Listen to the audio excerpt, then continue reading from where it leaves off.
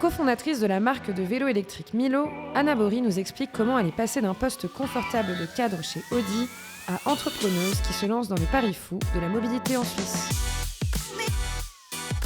Un parcours un peu, relativement classique, mais à la fois atypique. Je suis partie à Singapour, donc après être restée 4 ans à New York. Et là, un de mes clients était Audi. J'ai toujours adoré les voitures. On se dirait pas, mais je fais aussi pas mal de ski, compétition, etc. Donc tout ce que j'avais mon permis moto, donc tout ce qui est vitesse, ça me parlait assez. Et Audi est un de mes clients. Du coup, je connaissais tout. Je suis même capable de voir un phare de voiture quand j'étais petite et vous dire quel modèle c'était, pour vous donner le niveau. Et donc ça se fait naturellement. Au bout d'un an, il me disait est-ce que vous voulez travailler, est-ce que tu veux passer de l'autre côté en gros. Et je dis ce serait mon rêve et tout. Alors du coup voilà. Donc, c'est ça qui a fait que du coup je suis rentrée chez Audi. Après 2 ans, je suis devenue directrice marketing. Là où Audi a été au fait incroyable pour moi, c'est que c'est une culture qui au fait encourage énormément l'entrepreneuriat. C'est-à-dire qu'on était hyper libre. Et on a commencé à surperformer, ça s'est hyper bien passé, on avait gagné plein de awards à l'époque, etc.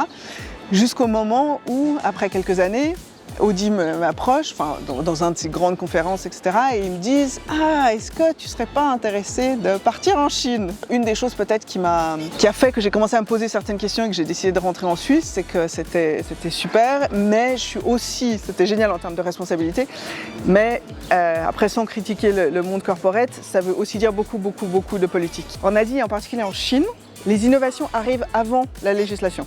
C'est-à-dire qu'ils lancent des trucs qui cassent au bout de 6 mois, qui sont une catastrophe à tous les niveaux, mais ils lancent. Puis ce qui réussit, après ils en créent une catégorie. Alors qu'en Europe, c'est l'opposé. Donc si vous voulez, on était habitués à une dynamique d'innovation qui était phénoménale. Et pour nous, de se poser des questions tout le temps, de dire « mais si on pouvait faire ça ?» Et c'est surtout quand je suis rentrée en Europe et que Daniel, lui, est parti aux États-Unis, à Los Angeles, qu'au fait, on a eu un choc de culture totale. C'est-à-dire qu'on a vu une espèce de boom des vélos électriques, et que ça, c'était en 2018. Pour moi, ça n'a pas été J'ai peut-être sauté du bateau de l'automobile, que j'aime toujours, que j'adore toujours les voitures, mais pour moi, ça me faisait plus rêver parce que j'arrivais pas à voir, alors c'est une industrie fantastique, mais comment la voiture serait la réponse de la mobilité de demain.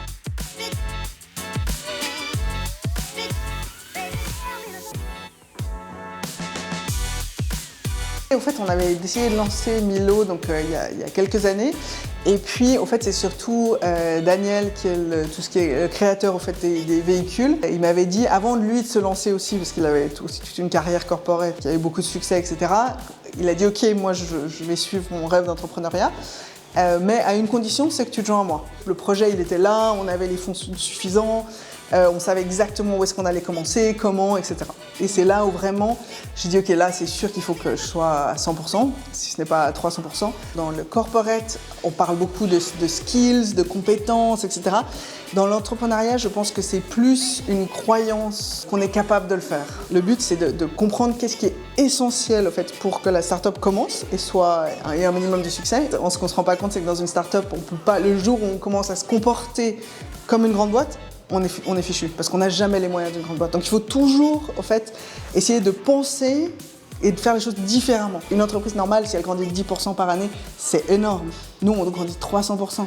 C'est-à-dire que tout est amplifié. Les problèmes sont amplifiés, les réussites aussi, mais c'est-à-dire que chaque 2 mois, on doit se réinventer.